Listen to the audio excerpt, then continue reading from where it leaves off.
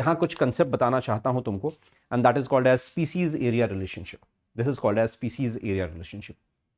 ये एक ऐसा कंसेप्ट है जो हमारे तुम्हारे जैसे बायोलॉजी वाले बच्चों को नहीं समझ में आता। हम सीधे रट लेते हैं, एक लाइन सीधी जाएगी, एक लाइन ऐसे घूम कर जाएगी। हमको पैराबोला स्ट्रेट लाइन का कंसेप्ट नहीं पता, और जो भी समझाता है हाई लेवल का समझा जाता है, ऊपर से बातें निकल जाती हैं। ये हमारे तुम्हारे साथ में बहुत बार होता है। तो मैंने क्या किया है, तुमको बहुत ही सिंप्लीफाइड तरीके से इस स्पीसीज एरिया रिलेशनशिप को समझाऊंगा। बट समझने से पहले इस बात को बहुत ध्यान से सुन लो। जब भी मैं बात करता हूं डाइवर्सिटी की, तो आज की हमारी जो सारी बातें चल रही हैं, वो सारी बातें बच्चों किस चीज पर डिपेंड है? डाइवर्सिटी कहां ज्यादा मिलती है, कहां कम मिलती है, इन बातों पर डिपेंड करता है। आज की पूरी बातें किस पर डिपेंड करती हैं? बायोडाइवर्सिटी कहां ज्यादा मिलती है, कहां कम मिलती हैं, और समय मिला तो कहां पर कम हो रही हैं। जहां बायोडाइवर्सिटी लॉस हो रहा है वो क्यों हो रहा है, इस पर भी चर्चा करेंगे हम लोग। इस पर भी तरीके से हम लोग बात करेंगे, डिस्कस करेंगे। तो पहली बात तो लैटिट्यूड और एल्टीट्यूड की वजह से बायोडाइवर्सिटी कम या ज्यादा हो रही थी। अब जब बात करते हैं तो एरिया वाइज भी स्पीसीज कम या ज्यादा होती है। और यह बात पहली बार जर्मनी के अलेक्जेंडर वॉन हम्बोल्ट ने बताया, है ना। किसने बताया? पहली बार ये स्पीसीज एरिया रिलेशनशिप को एक्सप्लेन करने वाले कौन थे? Alexander von Humboldt. Alexander von Humboldt, है ना, हम्बोल्ट।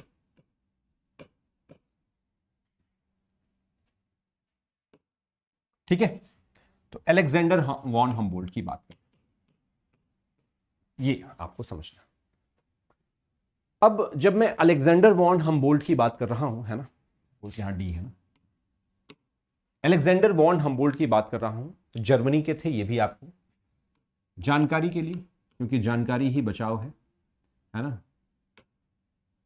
जर्मनी की बात करें, और जर्मन आप लिख सकते हैं, जर्मन लिख सकते हैं, simple.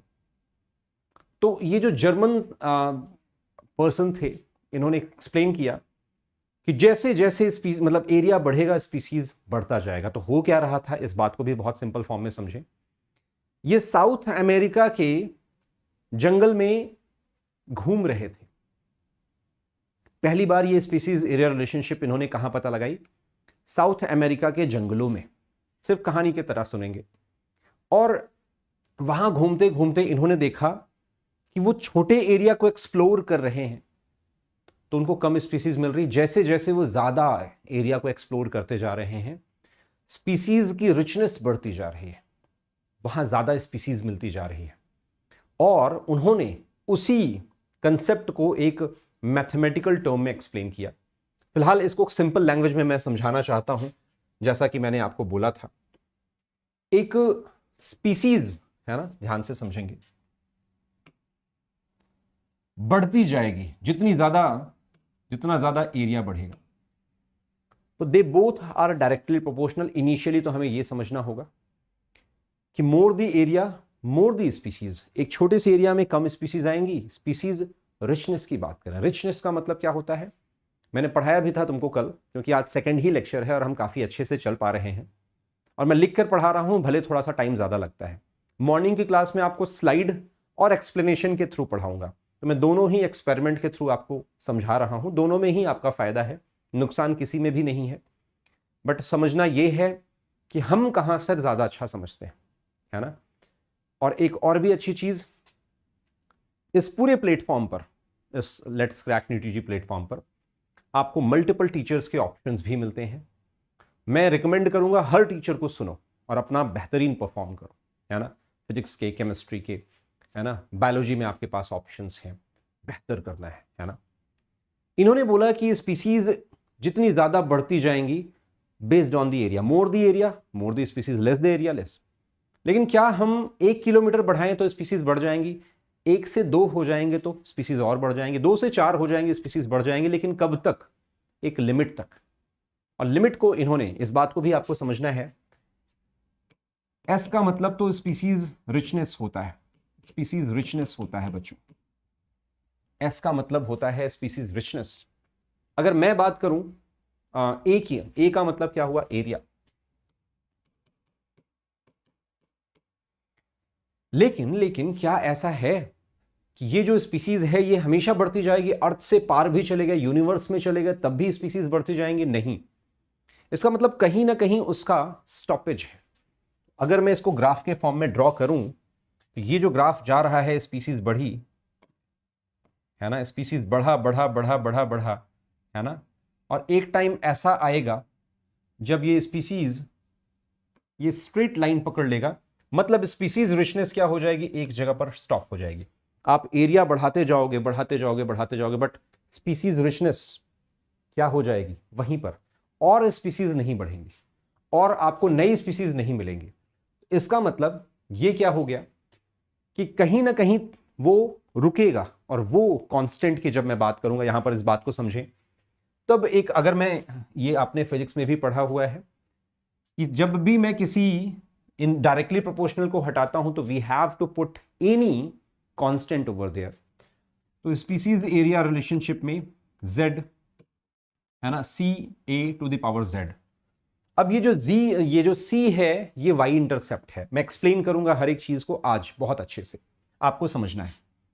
c is what, y intercept. ठीक है बच्चों, c is what, y intercept. z क्या है, वो स्लोप है ना, इस बात को समझें, है ना। z क्या है बच्चों, स्लोप है। सर समझ में नहीं आया, बिल्कुल मैं समझता हूं कि नहीं समझ में आएगा एक नॉर्मल बायोलॉजी के बच्चे को, बट मैं हूं यहां पर, तो चीजों को बहुत ध्यान से समझना। इसके लिए बस एक छोटा सा नाम और नोट कर लेंगे, रिग्रेशन कोफिशिएंट। अभी के लिए याद कर लो,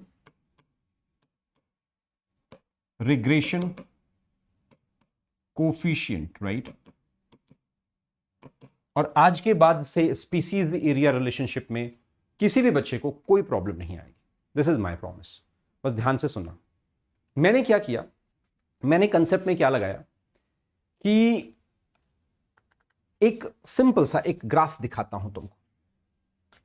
अगर मेरे पास ये यहां पर सिस्टम है ना, यहां पर एक प्रॉपर सिस्टम है सिंपल लैंग्वेज में, और मुझे पता है कि ये एक्स एक्सिस है, ये वाई एक्सिस है। थोड़ी सी मैथमेटिक्स सिखाऊंगा बायोलॉजी के स्टाइल में, ध्यान से सुनना सारे बच्चे, बहुत ही ध्यान से सुनना। ये एक्स एक्सिस है और ये क्या है बच्चों, वाई एक्सिस है। और मुझे ये भी पता है ना, मुझे ये भी पता है कि ये फॉर्मूला तो बन गया,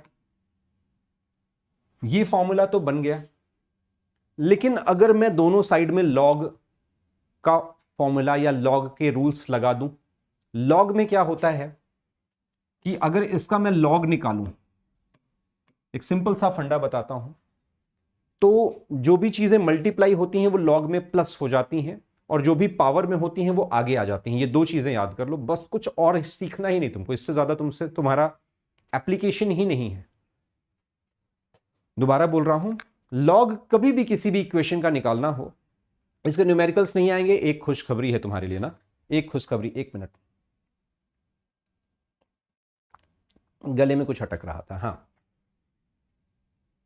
कंसेप्ट को समझना, मुझे इसका लॉग निकालना है, तो लॉग एस इन दोनों का मल्टीप्लीकेशन है एक्चुअली, CA⁴Z। क्या, CA⁴Z। तो इस कंसेप्ट को भी आपको याद रखना है, दोनों को प्लस में कर देना है, तो log C plus log A होगा, बट Z कहां जाएगा, आगे आएगा। Z मैं दूसरे पेन से लिख दूं,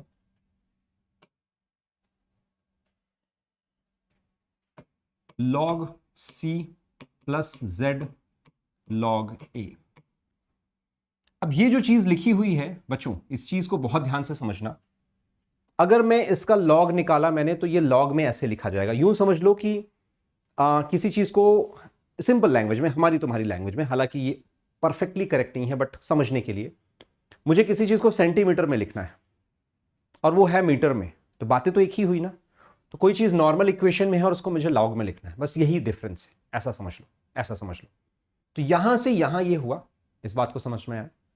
और अगर ध्यान से देखो तो थोड़ी सी फिजिक्स, थोड़ी सी मैथमेटिक्स की जब मैं बात करता हूं, थोड़ी सी फिजिक्स या थोड़ी सी मैथमेटिक्स की जब मैं बात करता हूं, तो ये जो इक्वेशन है बच्चों, कौन सा, ये जो इक्वेशन है, ये इक्वेशन है एक स्ट्रेट लाइन का। ये इक्वेशन है किसका, एक स्ट्रेट लाइन का, जिसमें ये y इज इक्वल टू, है ना, स्ट्रेट लाइन की इक्वेशन अगर आपको पता है c प्लस एम एक्स, है ना, अगर ये y इंटरसेप्ट है, s क्या है बच्चे, s क्या है, y इंटरसेप्ट, y का मतलब ये x है, ये y है, और मैंने आपको ये चीज अभी समझा भी दी, है ना, c प्लस एम एक्स ये एक स्ट्रेट लाइन की इक्वेशन है, x आपको पता ही चल रहा है, तो ये जो y इज इक्वल टू, ये स्ट्रेट लाइन की जो इक्वेशन है, अभी इसी को हम ऐसे लिखेंगे, ऐसे, ये एक स्ट्रेट लाइन चली गई ना, ये प्रॉपर एक स्ट्रेट लाइन यहां पर बन गई, तो ये log s is equal to, तो ये जो आया वो इसी से आया,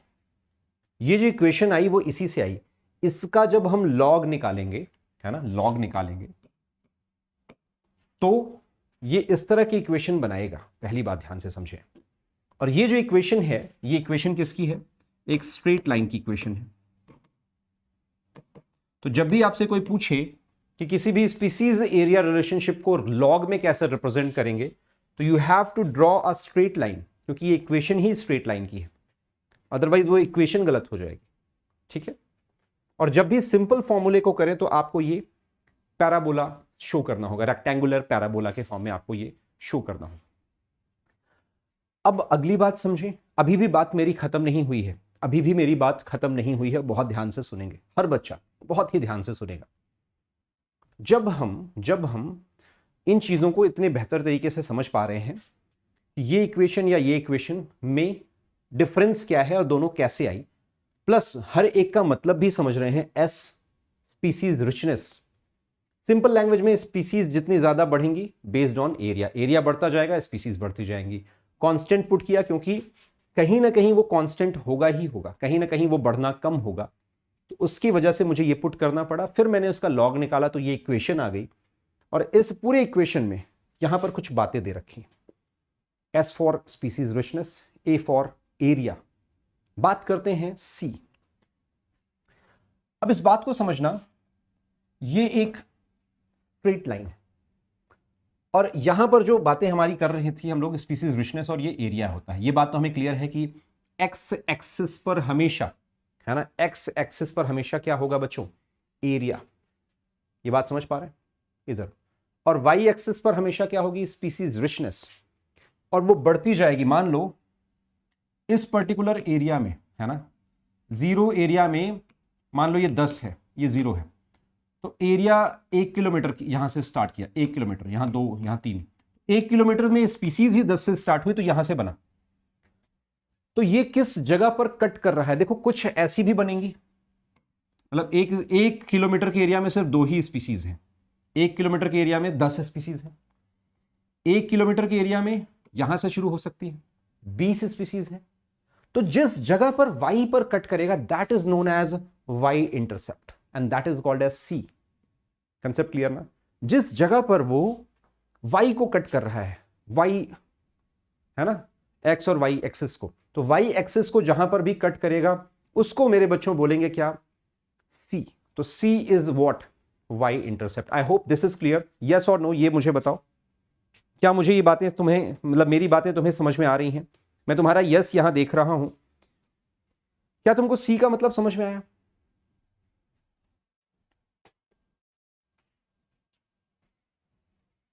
परफेक्ट, बहुत अच्छे। अगली बात और इंटरेस्टिंग है, अगली बात और इंटरेस्टिंग है, जब मैं बात कर रहा हूं यहां पर z की, तो z इज व्हाट, स्लोप। मेरी बात को समझना, एक और ग्राफ बनाता हूं, ये x है, ये y है, ये एरिया है, और ये, है ना, स्पीसीज है, हालांकि स्पीसीज रिचनेस बोलेंगे, जिसको s से लिखा हम लोगों ने, कोई प्रॉब्लम नहीं। y इंटरसेप्ट एक ऐसा है, एक y इंटरसेप्ट ऐसा है, मेरी बात को समझना, किसका स्लोप ज्यादा है, किसका बच्चों स्लोप ज्यादा है, तो आप यहां पर एक लाइन खींचेंगे और स्लोप को हमेशा थीटा से रिप्रेजेंट करते हैं, तो यहां पर tan थीटा का फॉर्मूला लगेगा, सर मैथमेटिक्स मत पढ़ाओ, ट्राई टू अंडरस्टैंड, बहुत सिंपल सी चीज है, यहां पर थीटा ज्यादा है या यहां पर थीटा ज्यादा है, दिस इज 1, दिस इज 2, मेरी बात समझ पा रहे हो? तो मोर द थीटा, तो ये this is called as slope, तो slope it is also known as regression coefficient. तो स्लोप जितना कम होगा, ये देखो स्लोप और ये स्लोप ज्यादा, इस कंसेप्ट को भी बहुत ध्यान से हर बच्चे को समझना होगा। तो स्लोप जितना ज्यादा होगा इसका मतलब ये कम स्लोप है, ये ज्यादा स्लोप है, क्योंकि मैंने तो ऐसे लाइन खींची। तो 1 का स्लोप ज्यादा है, बिल्कुल ठीक है ना, 1 का स्लोप ज्यादा है। तुमको मैथमेटिक्स सिंपल लैंग्वेज में समझा रहा हूं, और ये कंसेप्ट कहीं पर भी पढ़ना सिंप्लीफाइड फॉर्म में तुमको नहीं मिलेगा। मैंने देखा और लोगों का भी देखा और भी चीजें देखी। तो मैं चाहता हूं हर बच्चा आज के बाद इस कंसेप्ट में कोई प्रॉब्लम ना करे। अब इस बात को समझो, इसमें स्लोप ज्यादा है, 1 में स्लोप ज्यादा है, 2 में स्लोप कम है। 1 में स्लोप ज्यादा है, 2 में स्लोप कम है। इसका मतलब ये जो ऊपर जाएगा इसका मतलब क्या हो रहा है, कम एरिया में, मतलब ये अच्छा ज्यादा ऐसा होना। देखो कोई भी चीज ऐसी खड़ी है तो it is what, more steeper. कोई भी चीज ऐसी खड़ी है मतलब इसका स्लोप ज्यादा। मोर स्टीपर को ही हम क्या बोल सकते हैं, मोर स्लोप, या फिर हम इसको क्या बोल सकते हैं, मोर जेड वैल्यू, है ना, जेड की वैल्यू ज्यादा, मतलब उसका थीटा ज्यादा, यूं कह लो उसका थीटा ज्यादा।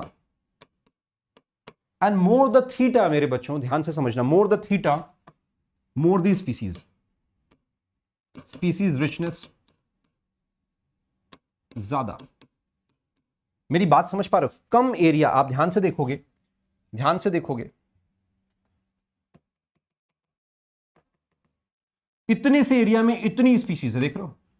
एक दूसरा एग्जांपल, इसका स्लोप देखो बहुत कम है, बहुत छोटा सा है, तो स्पीसीज रिचनेस कम है ना, यहां पर यह ज्यादा है। यहां पर मोर स्टीपर नहीं है, लेस स्टीपर है ना, या नो स्टीपनेस है ही नहीं। स्टीपर का मतलब होता है खड़ा, तो ये एकदम ऐसे है, तो इसका स्लोप लेस है, इसकी जेड की वैल्यू भी कम है। That's it. क्या मेरी बातें अभी, ये पूरा कंसेप्ट समझ में आ गया तुम्हें? स्पीसीज एरिया रिलेशनशिप का कंसेप्ट समझ में आ रहा है, हाँ या ना? अलेक्जेंडर वॉन हम्बोल्ट ने बस इसको ऐसे समझाया, तुम्हारी एनसीईआरटी में बहुत ही सिंप्लीफाइड फॉर्म में है, और मैंने तुमको उसको और सिंप्लीफाइड फॉर्म में बता दिया। किस किस बच्चे को फील आ गई? हाँ जी, you can write it as feel, क्योंकि मैं समझता हूं एक बायोलॉजी के बच्चे की मन की स्थिति किस बहुत कंसेप्ट में प्रॉब्लम होती थी, रटा है हमेशा, समझा कभी नहीं। किस किस को समझ में आ गई? You can write it as feel. Yes sir.